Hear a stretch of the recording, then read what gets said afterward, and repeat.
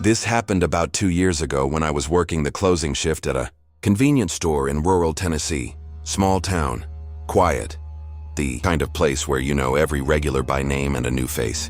Actually stands out. It was a Wednesday night, maybe 11:40 p.m., 20 minutes before I locked up. The parking lot was empty. The only sound was the hum of the coolers and whatever was playing low on the radio. Then the door opened. A man walked in, mid-40s maybe, dark jacket, looked tired. Not just late night tired, but the kind of tired that's been building for a while. He didn't pick up a basket. He didn't head toward any of the aisles. He walked straight to the counter and put his phone face down on it. "Mind if I charge this for a few minutes?" he said. "Battery's dead. Just need to make a call." I pointed to the outlet we kept behind the register for exactly that kind of request. He plugged it in, thanked me, and stepped back near the window. He didn't browse, didn't buy anything. Just stood there looking out at the empty parking lot. I went back to counting the till, tried not to stare. After maybe 5 minutes, he turned and said, "You work here alone this late?"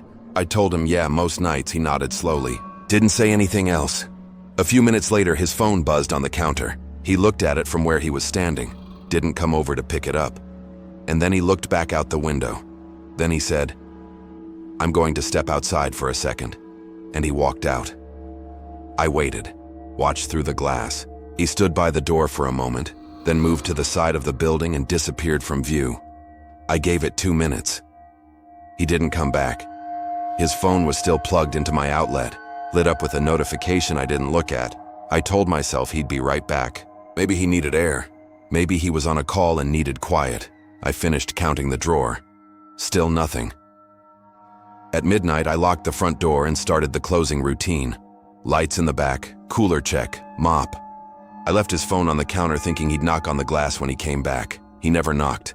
At 12:20, I was ready to leave. His phone was still there, fully charged by now. I unplugged it, set it on the counter, and stood there for a second trying to decide what to do with it. Then I looked at it properly for the first time. The screen had lit up again with the notification. It was a text. From a contact saved as home. The message said, "Please don't go back in there. I felt my whole body go cold." I stared at it for a second. Then I looked up at the store around me, the aisles, the back stockroom door, the coolers lining the wall. Had done my closing check 20 minutes ago. Had walked every aisle. I had checked the stockroom, but I had not checked the walk-in. Cooler in the back. I never check it at closing. Because we don't lock it from the inside. There's no reason to check it. There's no reason anyone would be in there. I picked up the store phone and called the non-emergency police line. Kept my voice low. Told them what I had. They sent someone. The officer who arrived did the walkthrough. Checked the cooler. Empty. Nothing unusual. He took the man's phone as a precaution and told me to call if the man came back. For it, he never did. Here's what I've thought about every day since.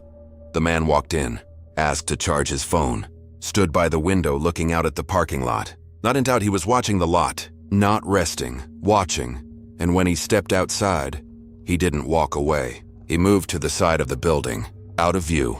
The text from home said, "Don't go back in there, not come home." Not "Where are you? Don't go back in there." Someone who knew him, who knew where he was, sent that message at the exact moment he stepped outside, which means someone told them where he was, which means someone else already knew he was there. I don't work that location anymore. I put in my notice the next week. The phone was never claimed. And the thing that keeps me up at night isn't what might have been in that cooler. It's why he stood at that window for so long and what he saw in that parking lot that made him decide to stay.